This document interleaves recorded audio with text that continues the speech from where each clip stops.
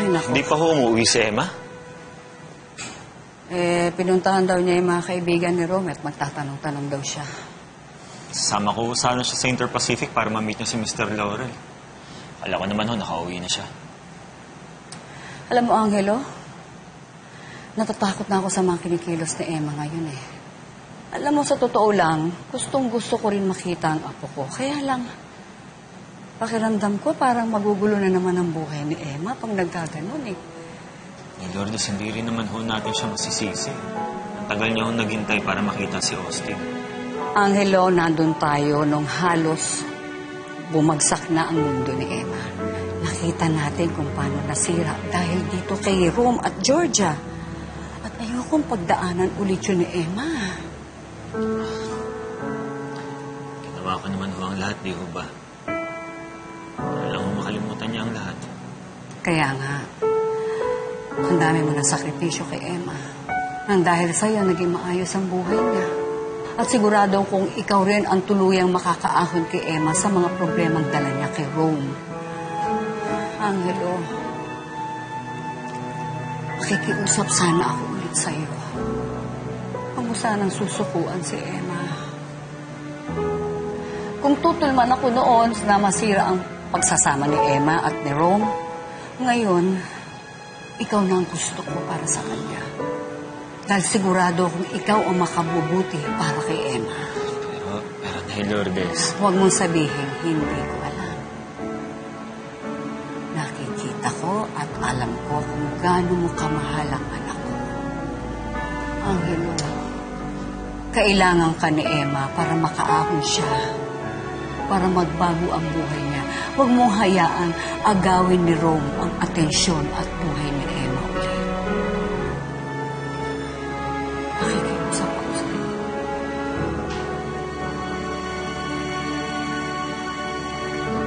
Salamat.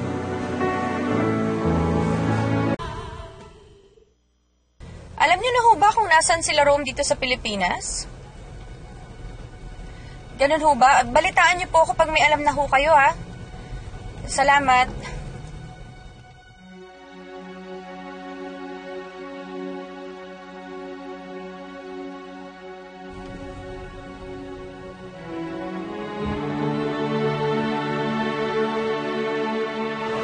Hindi ko alam kung naiintindihan mo na ako, pero gusto ko lang malaman mo na mamahalin kita buong buhay ko. Aalagaan kita. Mamahalin kita higit pa sa buhay ko. Birthday to you!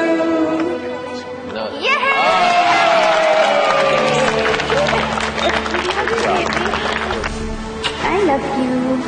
I love you too. Gagawin ko ang lahat, mabawi ka lang, Austin. At babawiin ko din lahat ng panahon na hindi tayo magkasama.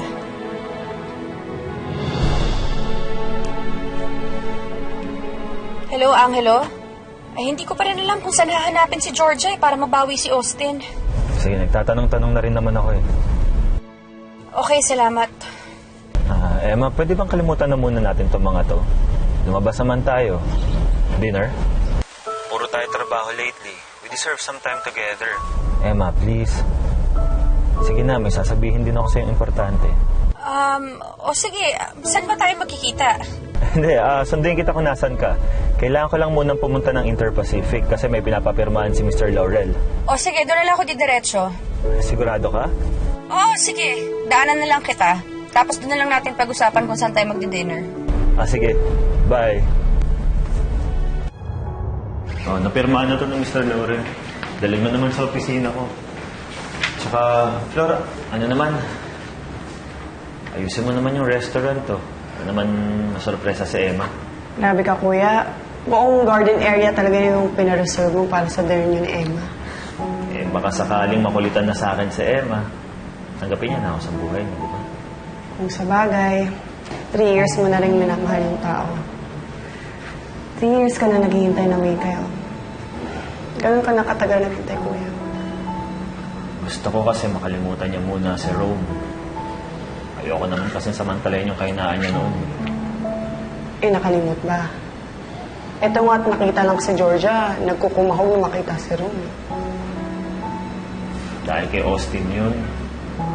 Kuya, what if... Dahil kay Ron.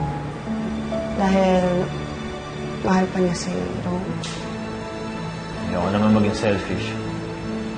Gusto ko lang tapusin yung paghihirap niya.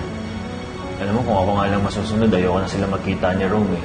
Para tuluyan niya nang makalimutan yung taong yun. Ay, naku. Sana nga tuluyan na makamove on si Emma. Kahit bumabalik si Georgia at